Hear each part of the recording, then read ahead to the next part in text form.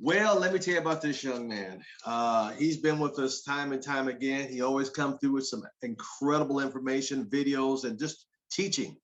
And I want to thank him for taking time out of his schedule. And he's just a great father and have a great admiration because as a single dad, I don't know, but there's singles dad that I have a great deal of respect for because he's raising his daughter up right and he's spending quality time with her, making sure she understands the rights and wrongs and what to look for in life and how to bring her up in the right way.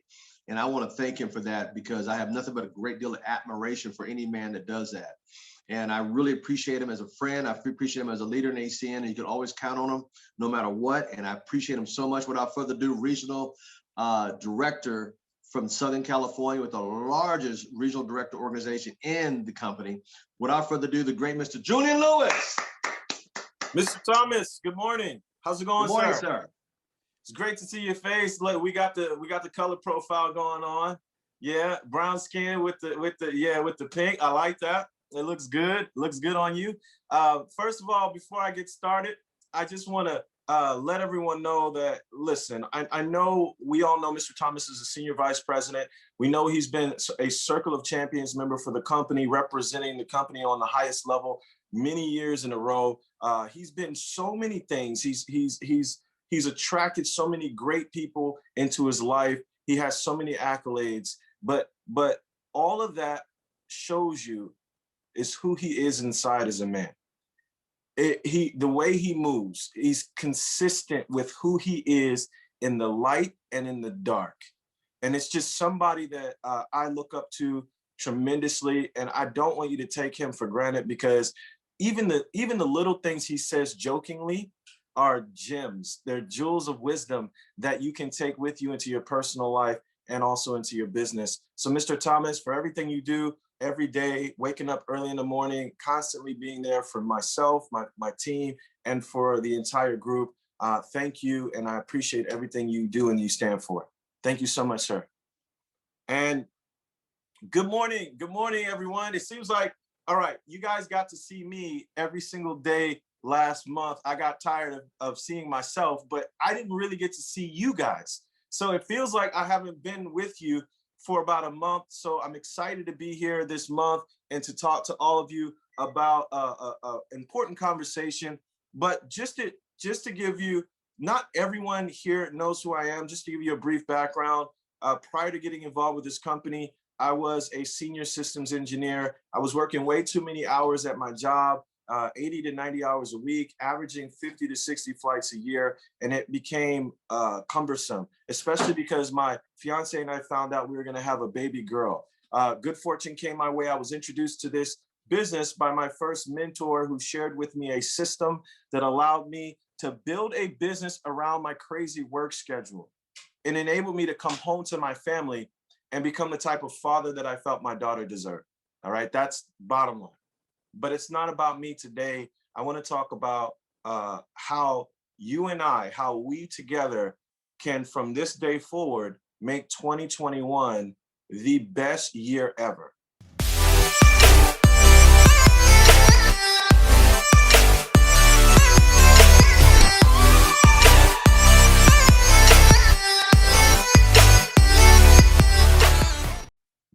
My goal this month, speaking to you on Tuesdays, is to help shift your mind in a way that you can really start to live your best life ever, not have it be a future dream, but to have it live in the present moment where we're at today. And that's going to start with how you start to think and how you start to move in your day-to-day. So what I want to do is I'm going to play about 5 minutes and 44 seconds of a clip from someone who's going to express a few things to you. And then after the clip, I'm going to come back up and break down some things that you can do and the way you can start thinking about ACN with fresh eyes so that you can get the results that you want in your life. Is that okay? All right, so let's go ahead and get to this video, and then afterwards I'll come right back up.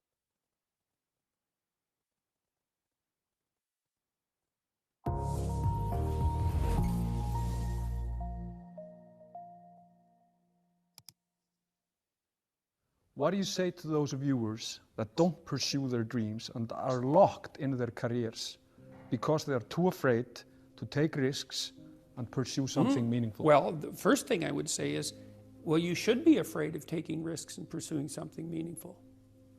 But you should be more afraid of staying where you are if it's making you miserable.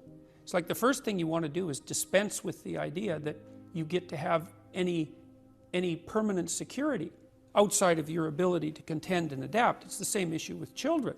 It's like you're paying a price by sitting there being miserable. And you might say, well, the devil I know is better than the one I don't. It's like, don't be so sure of that. The clock is ticking. Yeah, And if you're miserable in your job now and you change nothing, in 5 years you'll be much more miserable and you'll be a lot older. But isn't it a luxury to pursue what is meaningful? Our viewers have mortgages, they have children, Yeah. they have payments and loans. It's Well, a luxury to pursue because we lack the resources. Well, I don't remember now, I'm not talking about what makes you happy. It's a luxury to pursue what makes you happy. It's a moral obligation to pursue what you find meaningful. And that doesn't mean it's easy. It might require sacrifice. If you need to change your job too, let's say you have a family and children and a mortgage, you have responsibilities. You've already picked up those responsibilities. You don't just get to walk away scot-free and say, well, I don't like my job, I quit. That's no strategy. But what you might have to do is you think, well, this job is killing my soul. All right, so what do I have to do about that? Well, I have to look for another job. Well, no one wants to hire me. It's like, okay, maybe you need to educate yourself more. Maybe you need to update your curriculum vitae, your resume. Maybe you need to overcome your fear of being interviewed. Maybe you need to sharpen your social skills. Like, you have to think about these things strategically. If you're going to switch careers, you have to do it like an intelligent, responsible person. That might take you a couple of years of effort to do properly. when you say pursue something meaningful, is it important to have a vocation? I think it's more important to have an ethos, an ethic. So I have a program, for example, called the Future Authoring Program, which is a writing program that enables people to develop a vision for their life and then to develop a strategy. And so it's based on the idea, imagine that, and it's an extension of the ideas in the book, or at least something along the same lines. The first thing that you want to do is figure out, imagine you were taking care of yourself, like you were someone you cared for, which is rule number 2, by the way, essentially. Then you should figure out, well, if you could have what you needed and wanted, what would it be? What sort of friends would you have?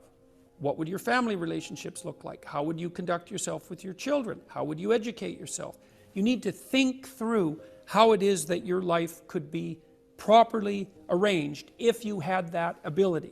And then you can aim at that. And the funny thing is that if you do posit a goal of that sort and work towards it, you will move towards it. The goal will change because you'll learn things along the way. But I mean, I've dealt with hundreds of people in my clinical and consulting practice, and we set a goal, we develop a vision and work towards it, and things inevitably get better for people.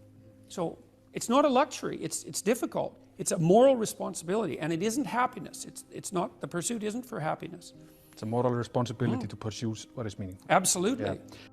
So when if you watch yourself, you say, well, I had a particularly good day at work. And what does that mean?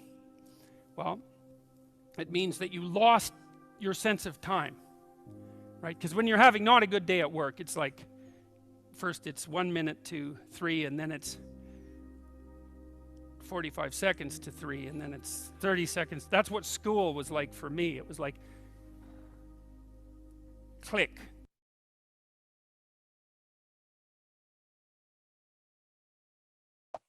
All right, so there is a lot to be said about that short clip. Okay, so that was about 4 minutes. The reason why I wanted to share that with you is because you have a moral obligation to do what's meaningful as it relates to your purpose. You have a moral obligation. See, the person that was interviewing him said, well, people don't have the luxury. And he said, no. You have a moral obligation. It's not about luxury. See, here's what I mean about obligation. If you have children, how many of you have children? Okay, if you have children and you lose your way of life, you lose your job, or you're tired of what you do? Can you just say, I don't want to do it anymore, I quit? No, you have a what? A moral obligation. So what happens? You do whatever it takes to take care of who? Those children. Is this true? Okay, well then here's the problem. Some of you need to be, and I would assume that the majority of the people on this call need to be reported to Child Protective Services. The majority of you on this call should have already been reported to CPS. And here's why I'm saying, because when it comes to your children, you understand you have a moral obligation. You understand that you are their caregiver. You treat them in a way. You treat them in the way that what? That you know you're there as a guardian. You're there, and your relationship is to do what? Is to help them through life. Your relationship is to what? Be a caregiver to them. You care for your children. But what we don't do, what we forget, is the first person that we're supposed to care for is ourselves. And the reason why I say the majority of the people on this call would be reported to CPS is because if you were to talk to a child the way that you talk to yourself, that would be considered abuse. If you were to neglect your children the way you neglect yourself, that would be considered abuse. If you were to give up on moral obligations for your children like you give up on the moral obligation to have a purpose for yourself, that would be considered abuse. See, every way that you treat yourself would be outweighing all the good things that you do for yourself, and that child would be snatched out of the home and placed in another home because the way you communicate with yourself is downright degrading. And so we have to start there, because we talk about all these things that we want to do. ACN is simple. See, here's what I realized. If you get addition and subtraction done, if you get that figured out, multiplication and division is easy. But if you start out with multiplication and division, if you've never learned the basics of addition and subtraction, how are you able to do multiplication and division? You can't. So oftentimes we're going out saying we want to do ACN, but haven't figured out how to treat ourselves first. We're going out doing ACN, calling it a luxury. We go to a job that we hate and we stay there because of why? Because of security. We're not free and we're treating ourselves horribly. We justify it. We give ourselves reasons, AKA excuses, that are only real in our mind. We trap ourselves in a box, a virtual box that we cannot see. And then we complain about the things that happen in our life. We complain about the reality that we've created. We're scared. We're frightened. We're afraid of things that don't even impact us in a way that's dangerous. We don't want to feel rejection. What does that really mean? See, I'm here to mess you up this morning because I hope that if I shake you up a little bit, I hope if I punch you in your chest, you'll feel that during the week long enough to remember who you are. If you're dead, you don't feel pain. I'm trying to give you a little pain right now. I want you to think about this. When it comes to your life, are you being real with yourself? Are you looking at things that you're afraid of? Why are you so afraid of what other people think? Why are you so afraid of rejection? It's not rejection. You just, and write this down. If I'm afraid of rejection, here's the truth. I do not feel I am enough. If you're afraid of rejection, the truth is you're insecure with yourself being enough. See, the reason why you're afraid to talk to everyone is because you're afraid to fail. And being afraid to fail isn't afraid of failure, because failure is a part of success. I've talked about this before. Being afraid of failure goes deeper. It stems from you believing that you're not enough. See, I was on some rooms in Clubhouse the other day, and I felt, and I go through these rooms, and I'm looking at, and I'm really on Clubhouse as a way to research, or a temperature that I can take on what America looks like today, the minds of the people. And here's what I realized. Everyone wants everyone to change. We have this thing called cancel culture now, that if you did something wrong when you were 14 years old, people can take your whole livelihood and cancel the whole idea of you because they're offended by the fact that you did something when you're 14. We have victims that swing from being victim to bully instead of being victim to equal. The victim wants to be the bully. We have from 13, write this down, the age of 13 to 33 years old were the children who grew up in homes and in schools that gave 5th, 6th, 7th, and 10th place trophies. And they normalized mediocrity. And because they normalized mediocrity, that wouldn't have been as bad. They normalized it, justified it, and entitled the mediocrity. So the mediocre person is now entitled. That is why in a pandemic, when celebrities who work their asses off to get the homes and the places that they have, that's why in a pandemic, you have the mediocre outcry of how dare they live their lives comfortably in a pandemic? How dare they have a gym in their own home? Look at me, I don't have it. You need to give to me. See, that's a victim mentality. Why am I going to the extreme to explain a victim mentality? Because I need to show you what will happen to your children and grandchildren if you don't step out of your victimhood. See, the reason why so many people have so many of the same questions about ACN every single week is because they have a victim mentality. Here's what that means. You want the shortcut from the person that has got there so that you can eliminate the pain from your process, even though pain is a part of the process. You can't appreciate the struggle. You can't appreciate the victory if you haven't gone through the pain. There's no appreciation. But the reason why people ask the questions, the same questions over and over again, is they're trying to circumvent the pain.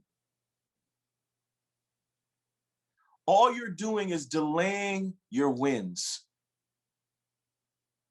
And every single week, you get used to being conditioned to telling yourself, maybe this is not for everyone. Maybe I just can't figure this out. Maybe Sam Foster is different. And yeah, that's why he was able to figure this out. You know what I've seen? I've been on these calls the entire time. I've seen Sam Foster the entire time. And on Friday, when he spoke, here's what I realized. He's figuring it out. You know how I know? There's an old saying that a few of you understand on this call. Game recognizes game. Here's what that means. When Sam talked about how he started to realize certain things in people's conversations, how he realized when to step in, which he coined the break point, how he started to understand the way to communicate. It didn't happen because he was special. Now, don't get me wrong. He's a special person because there's no one like him. And I promise you, his mother would probably tell you he's special. But what I'm trying to say is what he learned, he did through work. And that work gave him an understanding on a subject matter that you cannot get by asking those same damn questions. You got to put in the work, but you got to realize first that you're enough. See, when you're enough, you don't care that someone's not for you. See, the only people that look at someone not being for them as rejection are people who think they're not enough. If you're afraid that someone's going to leave you, it has nothing to do with that person in most cases. It has everything to do with the fact that you don't feel that you're enough. See, because here's the truth. If you're enough, you don't care if they leave you. Because if you're enough, you realize they just weren't for you. See, when you're enough, people aren't rejecting you. When you're enough, you realize it's about timing. When you're enough, it's not about talent. It's not about James Adlam says it better than me. It's not about Byron Nelson can say it more powerfully than me. When it's enough, you realize that you're unique and your tribe isn't looking for Byron. Your tribe isn't looking for James or Natasha. Your tribe is in alignment in the same frequency as you, but you will miss out on your blessing of finding your tribe when you're vibrating at a lower frequency. That means your tribe is looking for you, but they cannot find you because you don't realize who you are, AKA you don't realize that you're enough.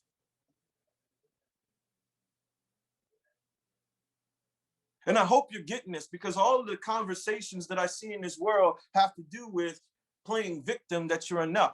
I hear Black people playing victim that they're not enough. I hear the LGBTQ community wanting people to recognize, but they can't, but it's because they have insecurities with who they are. Now, don't get me wrong. I understand equality.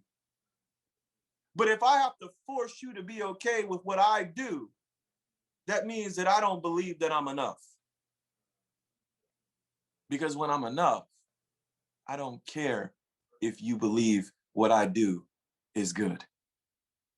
See, when I'm enough, I'm not moved by your disbelief. I'm moved by my beliefs. When I'm enough, I love myself. When I'm enough, I speak words of encouragement. What I want you to do as we move through the month of March is to start to treat yourself like you were sent here to care for yourself. I want you to start to speak to yourself like you would encourage your children. I want you to stop neglecting yourself, your needs, putting others before your own, because you cannot be great to others if you do not know how to be great to yourself. And you will constantly wrestle with ideas of nonsense, like fear of rejection, fear of failure, fears that are false because they have nothing to do with danger. See, when you're afraid of something that can't hurt you, that's irrational fear.